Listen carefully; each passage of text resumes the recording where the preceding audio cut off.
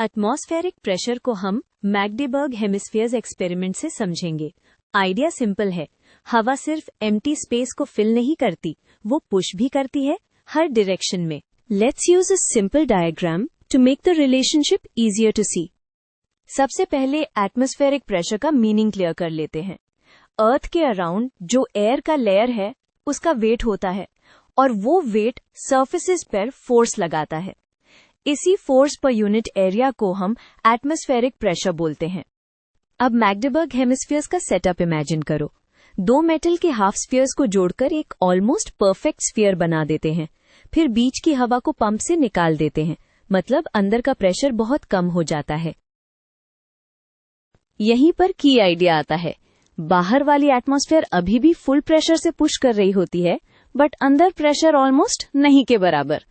तो बाहर का प्रेशर दोनों हेमिस्फीयर्स को जोर से एक दूसरे की तरफ दबाता है, इसलिए वो चिपक जाते हैं।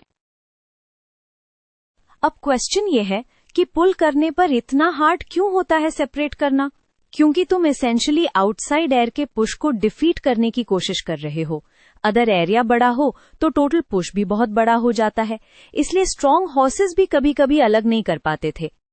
और जैसे ही हम हेमिस्फीयर्स के अंदर थोड़ी हवा वापस जाने देते हैं, इनसाइड प्रेशर बढ़ जाता है। प्रेशर डिफरेंस कम होते ही हेमिस्फीयर्स इजीली सेपरेट हो जाते हैं। ये चेक भी है कि कॉज रियली प्रेशर डिफरेंस ही था, कोई ग्लू या मैग्नेट नहीं। सेम कॉन्सेप्ट तुम डेली लाइफ में भी देख सकते हो। सक्शन कप को वॉल पे प्रेस करो, तुम कप के अंदर की हवा निकाल देते हो, तो बाहर का एटमॉस्फेरिक प्रेशर कप को वॉल की तरफ दबाए रखता है। स्ट्रॉ से ड्रिंक पीना भी सिमिलर है। तुम स्ट्रॉ के अंदर प्रेशर लो करते हो और एटमॉस्फेयर लिक्विड को ऊपर पुश कर देता है। तो कंक्लूजन ये है कि एटमॉस्फेरिक प्रेशर एक रियल पुश फोर्स है जो एयर के वेट की वजह से होता है।